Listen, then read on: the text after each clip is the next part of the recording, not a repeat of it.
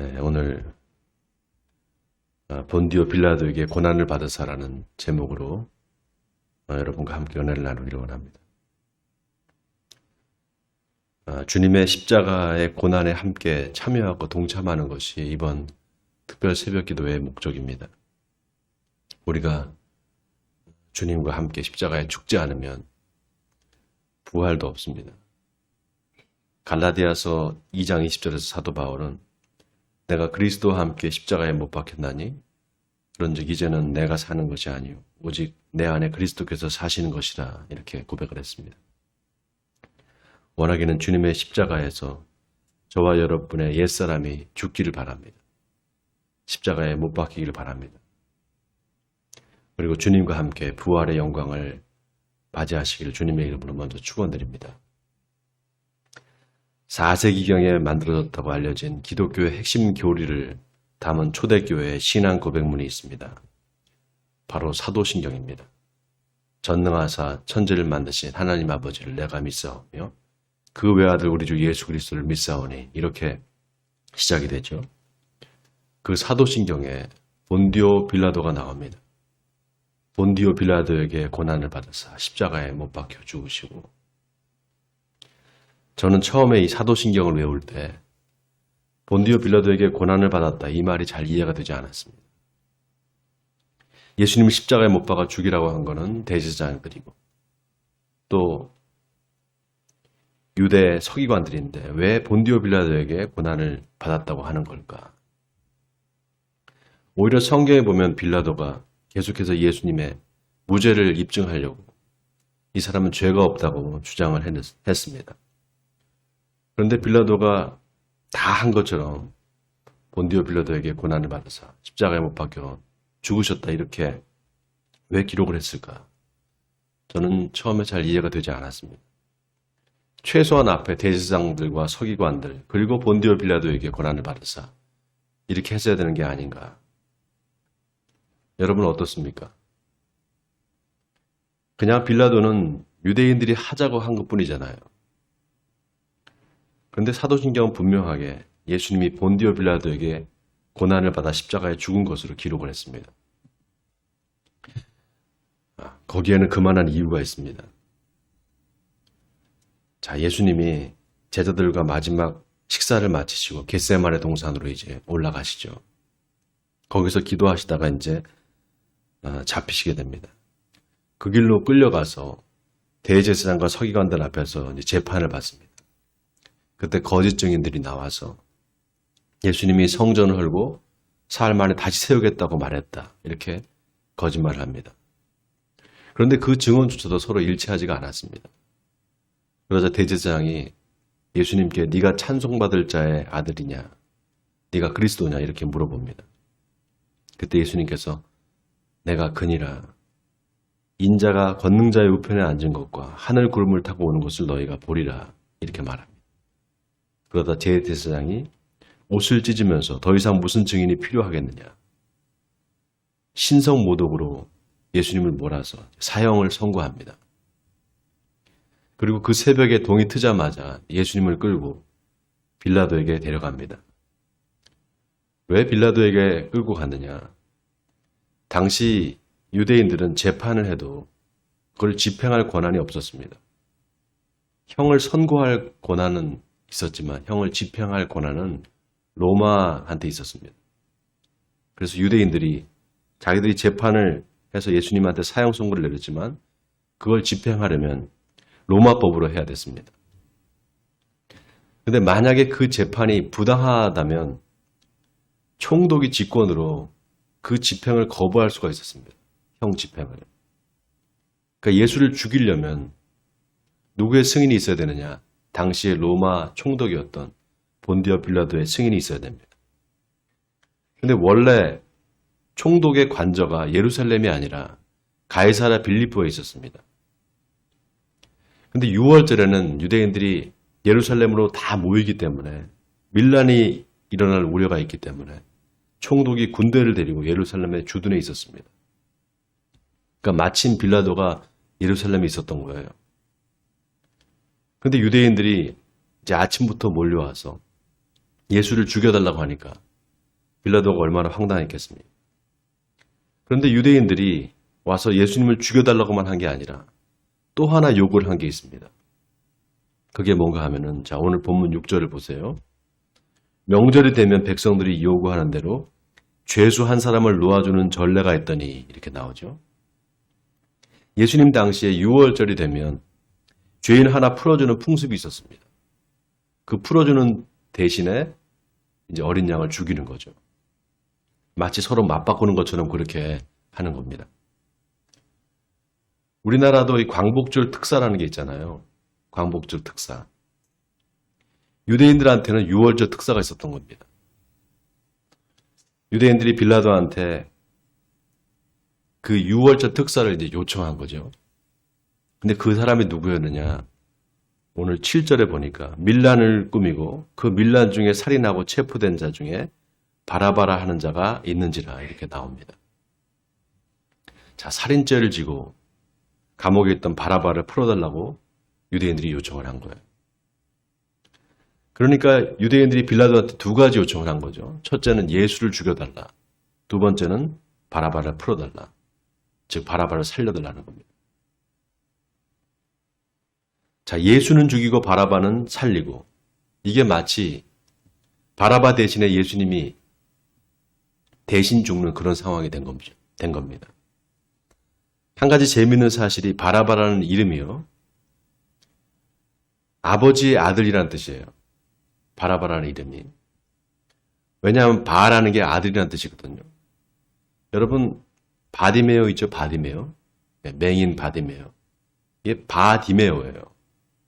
이게 바가 아들이라는 뜻이고 디메오가 이름입니다. 그러니까 디메오의 아들, 디메오의 아들이라는 뜻이에요. 또 예수님께서 베드로를 요나의 아들 시모나 이렇게 부르잖아요. 바요나 시모나 이렇게 부릅니다. 바요나, 요나의 아들 시모나 이렇게 부르는 거죠. 그래서 그 바에 아빠가 붙어서 바라빠예요. 바라빠. 바라빠. 아빠라고 하잖아요. 아빠. 유대인들이 아버지를 아빠라고 하니까 바라빠. 그러니까 아버지의 아들이라는 뜻입니다. 자, 그 바라바가 근데 살인자였어요. 요한복음 8장에 보면 예수님이 유대인들한테 너희가 아브라함의 자손이면 왜 나를 죽이려 하느냐. 너희는 너희 아버지가 행한 일들을 하는구나, 이렇게 말씀하십니다. 그래서 유대인들이 우리 아버지는 한 분뿐이니 곧 하나님이시니라, 이렇게 말을 해요. 그때 예수님께서 하나님이 너희의 아버지였다면 너희가 나를 사랑했으리니 이는 내가 하나님께로부터 나왔습니다. 너희는 너희 아비 마귀에게서 나왔으니 너희 아비의 욕심대로 너희도 행하고자 하느니라. 그는 처음부터 살인한 자요 진리가 그 속에 없으므로 진리에 서지 못하고 거짓말을 하느니라.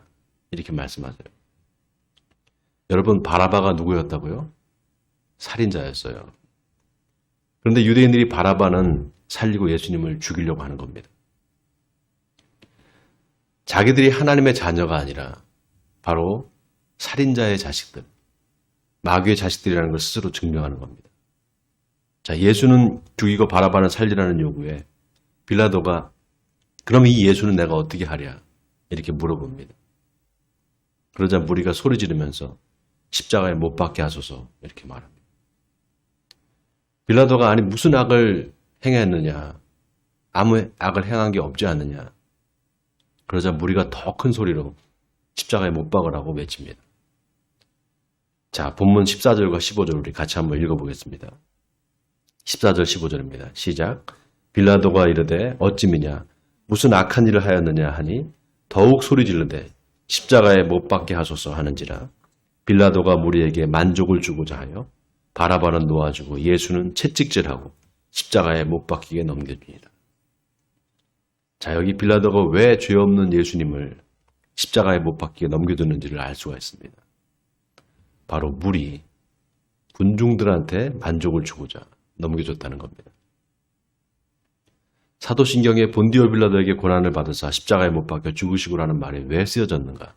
바로 이것 때문입니다. 군중들에게 만족을 주기 위해서 공정한 재판을 하지 않은 겁니다. 성경에 보면 본디오 빌라도에 대한 이야기가 예수님을 재판할 때 빼고는 잘 나오지 않습니다. 어떤 인물인지 잘 나오지가 않아요. 딱 한 군데 누가복음 13장에 보면은 빌라도가 어떤 갈릴리 사람들의 피를 그들의 제물에 섞었다는 이야기가 나옵니다. 유대 역사가에 의하면 빌라도는 로마의 5번째 총독이었습니다. 5번째 유대 총독이었어요. 로마의 속주 중에서 유대 지방이 가장 반란이 많이 일어났습니다.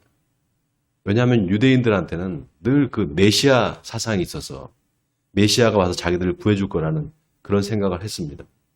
그러니까 조금 특별한 인물이 나타나면 그 사람을 중심으로 해서 계속 밀란이 일어나는 겁니다.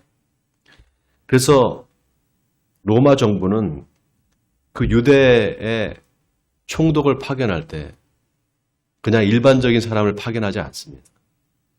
조금 완력이 있고 조금 폭력으로도 그 세력을 진압할 수 있는 그런 사람들을 뽑아서 총독으로 파견했습니다. 그래서 이제 빌라도는 로마 총독으로 부임을 하면서 반란 세력에게 경고를 주려는 목적으로 로마 황제의 흉상이 그려진 깃발을 가지고 예루살렘으로 진군을 합니다. 그때 수많은 유대인들이 거기에 반대를 해서 시위를 했어요. 그런데 본디오 빌라도가 그 시위하는 사람들을 다 죽이라고 명령을 했습니다. 또 빌라도는 예루살렘의 식수 문제를 해결하기 위해서 유대인들이 내는 성전세를 유용을 했습니다. 유대인들이 예루살렘에 성전세를 내잖아요. 예루살렘 성전에. 그 성전세를 유용을 해서 수로 공사를 합니다. 그때 또 유대인들이 반란을 일으킵니다. 저항하는 사람들을 아주 잔인하게 죽였습니다. 누가복음 13장에 빌라도가 갈릴리 사람을 죽인 사건은 바로 그 사건과 연계가 되어 있습니다. 유대 역사가였던 필로에 의하면 빌라도는 심술궂고 고집이 세고 독서를 내뱉기 좋아하고 항상 화가 나 있었다고 합니다. 그리고 그는 잔인한 성격의 뇌물을 좋아해서 재판을 공정하게 하지 않은 인물이었다 이렇게 이야기를 하고 있습니다. 여러분, 본디오 빌라도가 로마의 총독이 되기까지 그가 어떤 삶을 살았을까요? 저는 오늘 본문에서 무리에게 만족을 주고자 본디오 빌라도가 십자가에 못 박히게 넘겨주니라 이 한 구절에 본디오 빌라도의 삶을 다 담고 있다고 생각합니다. 아마도 그는 높은 자리에 올라가기 위해서 수단과 방법을 가리지 않는 사람이었을 겁니다. 여러분, 정치판을 자세히 한번 보세요. 우리나라 정치판을 멀리 갈 것도 없습니다. 우리나라 정치판을 보세요. 출세하려면 줄을 잘 서야 됩니다. 정치판에서 줄을 잘못 서면 그냥 한 번에 갈 수가 있습니다. 공정과 상식 그런 거 안 통합니다. 그보다는 야합과 술수가 더 잘 먹히는 게 정치판입니다. 빌라도는 그런 정치판에서 어떻게 해야 살아남을지를 잘 알았던 겁니다. 그렇게 출세를 위해서 공정과 상식이 아닌 야합과 술수로 유대의 총독까지 오른 빌라도는 결국 하나님의 아들을 심판하는 자리까지 간 겁니다. 여러분, 우리가 여기서 한번 생각을 해봐야 됩니다. 나한테는 빌라도와 같은 그런 모습은 없는가? 내 안에는 그런 모습은 없는가? 내 이익을 위해서 공의와 정의를 버려버리는 비겁한 모습은 없는가?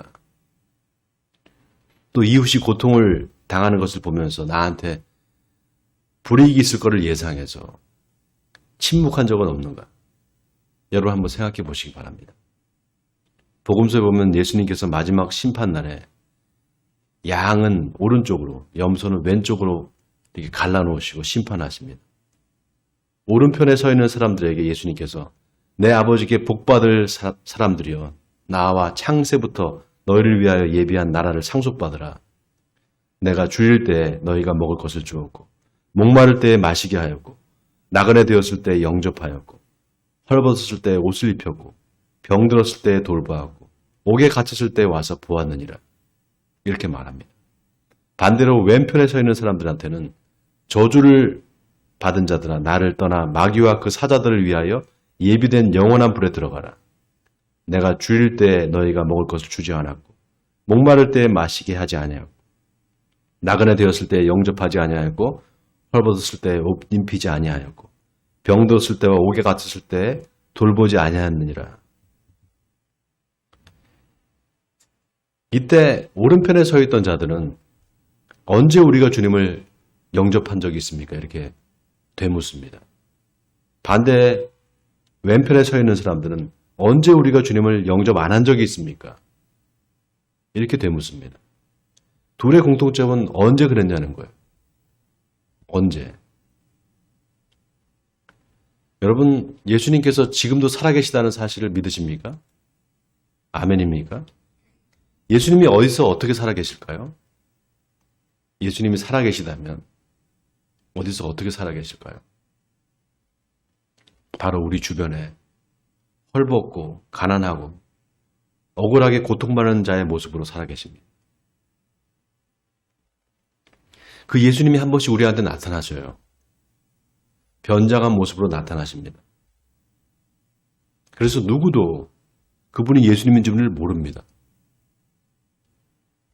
이 말은 결국 우리는 이분이 예수님일지도 모른다는 생각을 하고 도울 뿐이지 이 사람이 확실히 예수님이다라고 확신하고 도울 수가 없다는 겁니다. 왜냐하면 왼편에 서 있는 자들이나 오른편에 서 있는 자들이나 자기들이 언제 그랬냐고, 언제 그렇게 내가 안 한 적이 있냐고, 언제 그렇게 내가 도운 적이 있냐고 묻는 것을 보면 알 수가 있습니다. 선한 사마리아인의 비유에 나오는, 여러분 그 비유를 잘 아시죠? 제사장과 레위인은 강도 만난 자를 보고 그냥 지나칩니다. 그러나 선한 사마리아인은 그 강도 만난 자를 들쳐업고 주막으로 데리고 가서 정성스럽게 치료를 해주고 치료비가 더 들면은 내가 와서 주겠느라고 합니다. 여러분, 누가 강도 만난 자의 이웃입니까? 사마리아 사람이 강도 만난 자의 진정한 이웃이었던 것처럼 여러분 주변에 도움이 필요하고 고통받는 이웃이 있다면 그 사람이 예수님일 가능성이 많습니다. 원하기는 선한 사마리아 사람처럼 고통받는 자의 이웃이 되어주심으로 살아계신 예수님을 만나시는 저와 여러분이 되시기를 주님의 이름으로 간절히 축원드립니다.